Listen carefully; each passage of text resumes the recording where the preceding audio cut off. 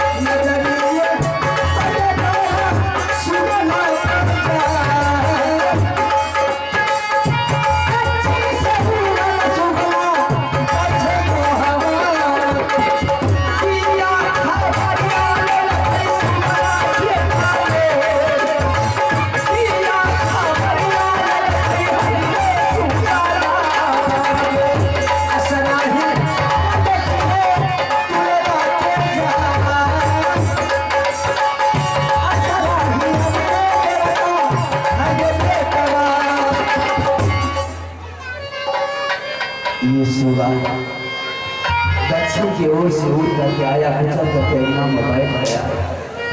आंगन में बैठने के बाद इनके सोच में बहुत बड़ी सुंदर सी पत्र देकर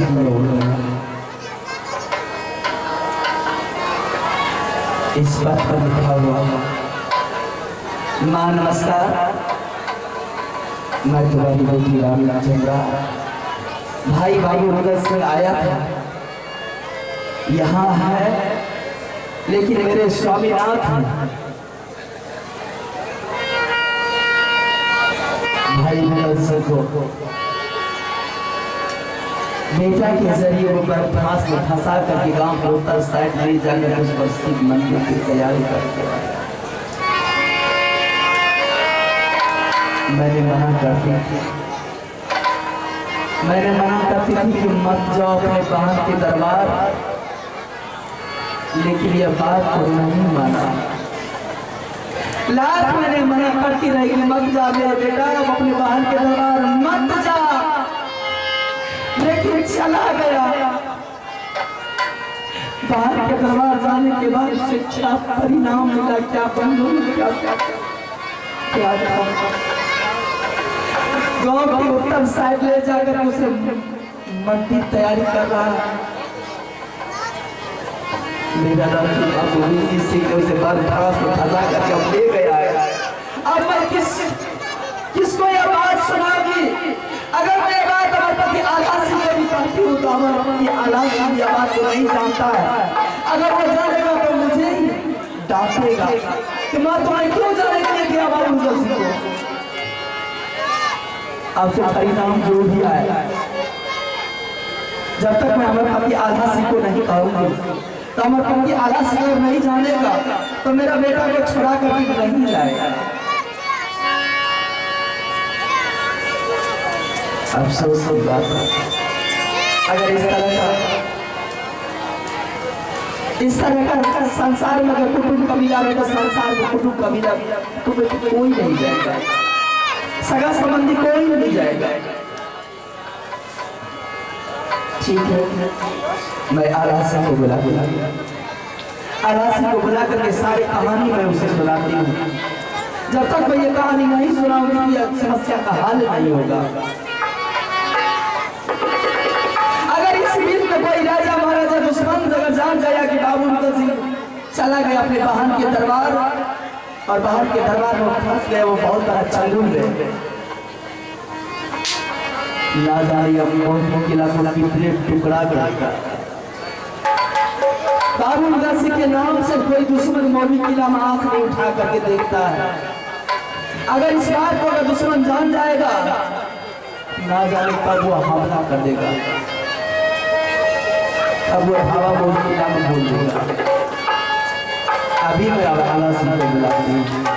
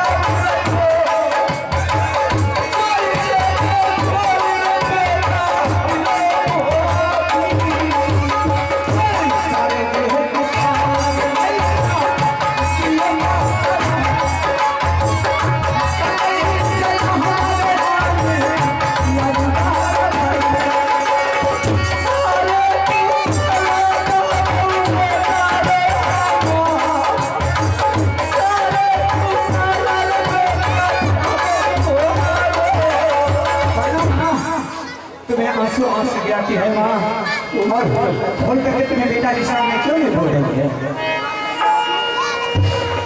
क्या वहाँ किसी देश के छात्र ने हाथ बताया है? मेरे साथ साथ बोलो। कोई मुझे कुछ नहीं कहा। फिर बाद में आपसे आशिक तो क्या किया हो? क्या मैं बताऊं? बोलने में मुझे डर। अरे जब तक तुम्हें बोल करके नहीं सुनाएगी तो तुम्हें बेटा को क्या समझ आएगा? रोज की बात है, बाबू बस में गया था जंगल शिकार खेलने के लिए। अच्छा, ना जाने जंगल में उसे क्या हुआ नहीं हुआ। उत्तर का मुसाफिर दक्षिण और दक्षिण का मुसाफिर उत्तर, पूरब का मुसाफिर पश्चिम और पश्चिम का मुसाफिर पूरब जाते हुए देखा। एक मुसाफिर को पकड़ लिया, कहने लगा रे तू कहाँ जा रहा है? सब कहने लगा कि भाई साहब आज बहुत बड़ा हर्ष की बात है, बहुत बड़ा पर्व है। आज 12 मास में 12 पर्व होते हैं। कार्तिक मास में भाई और बहन की पर्व होती है जिसे भरदुकिया कहा जाता है। आज मैं अपने बहन के दरबार जा रहा हूँ देखने, इसलिए छोटा मोटा पुट्टी इसमें मुड़ी चुना लेकर के बहन के दरबार जा रहा हूँ। जैसे ये नाम सुना बाबू अंदर सिंह के दिल में क्या हुआ नहीं हुआ, आकर के वो मोही किला में सर पटकना शुरू कर दिया। कहने लगा कि भाई साहब माँ बोल मेरे पास में बहन है या नहीं है? मैंने लाख मना करती रही, मैं नहीं जानती हूँ बहन के बारे में, तुम्हारे पास नहीं है बहन। अपने आप को तेगा चलाना शुरू कर दिया, गर्दन पर फसली लगाना चालू कर दिया। क्या करती अंत में आ गया, कहने लगा अगर बहन नहीं है तो मेरे सर पे हाथ देकर के कसम खा ले माँ, मेरा बहन दुनिया संसार में कहीं नहीं है। वैसे ही बोला बहन रहते हुए मुझसे कसम खाती। मैंने उसे बोली बहन है रानी चंद्रावती वांदो किला में रहती, अपने ससुराल में बसती है। वो फौरन तैयारी कर दिया बहन के दरबार जाने। बहन के दरबार जैसे हो गया, उसे परिपास में फंसा करके दूल्हा जी ने गाँव को उतर साइड ले जाकर के उसी का मंदिर तैयारी कर रहा जी के ऊपर मस्जिद का मंदिर तैयारी कर रहा है। बेटी ने सुगा के जरिए पत्र लिख करके सुगा को भेजा। सुगा ने पत्र आंगन में गिरा करके उड़ गया। जैसे ही मैंने वो पत्र को पढ़ती हूँ तो सारा ब्यौरा लिखा हुआ है, सारा वातावरण लिखा हुआ है। अब मैं क्या करूँगा, मुझे कुछ समझ नहीं आ रहा। ये तुम बोलो कि तुम अपना बेटा आधा सिंह को नहीं पूछा कि हमने गुंजन सिंह को आदेश दिया, लेकिन हाँ आज मेरा पूछे हुए बिना आदेश से तुमने गुंजन सिंह को ऑर्डर दे दिया। आज गुंजन सिंह गया अपने महल के दरबार, लेकिन वो दुल्हन साला कायम की पैदाइश आज मेरे भाई की जो वजह से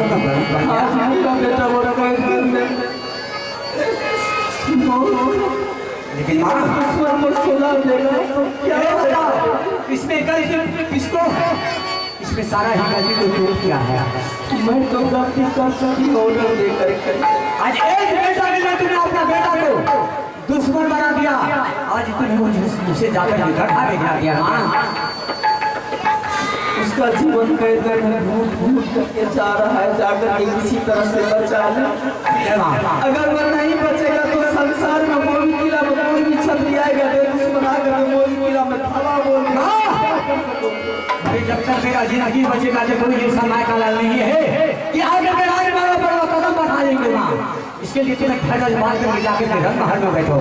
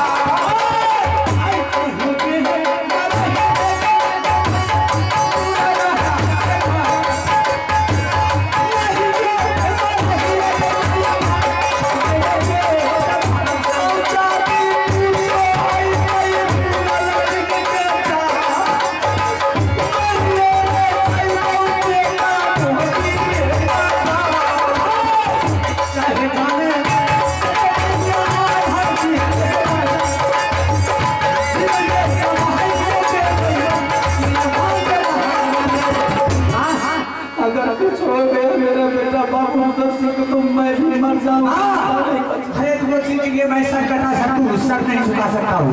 हाँ तुम यहाँ से जाओ, अपना रंग महल में जाके तुम्हें धैर्य भाग करके रहो। हाँ जितना मुझे शक्ति होगा मैं लड़ा कर छोड़ूंगा। किसी न किसी तरीका से मेरे बेटा को छोड़ा तुम जाओ। अब यहाँ से मुझे सिरसा गिरा जाना है, जहाँ की बलखान सरखान की दरबार है, और उसे मैंने साथ करके और वहाँ से जाके वहाँ भरास गिरा, जहाँ की मेरा चाचा सेहत है, सारा ही सेना सजा करके मैं यहाँ से और सभान को मेरा जाऊँगा। माँ दुलारा रे कालाई हाय पाई रे बेटा घर में छा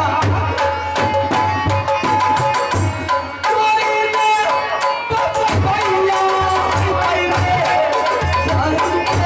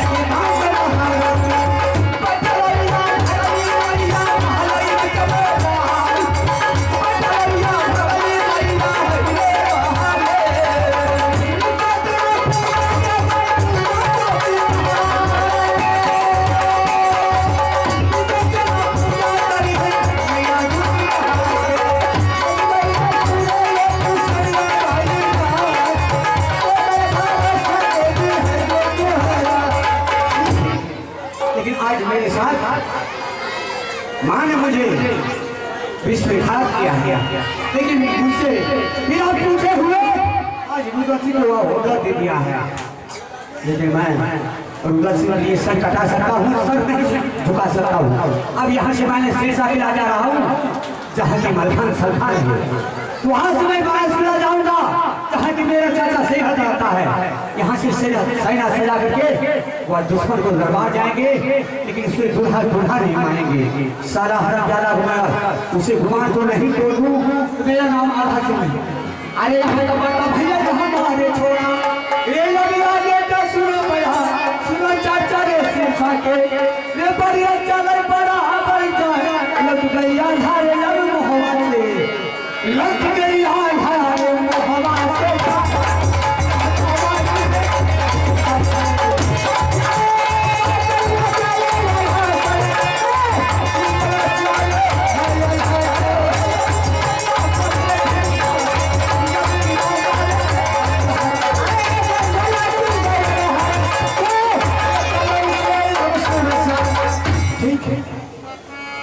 यही है मलखान का दरबार, लेकिन इसे दरबार बना है ना द्वारका माती को देखता हूँ ना मलखान सिंह है, सबसे हकरू साफी जहाँ पे भी हो।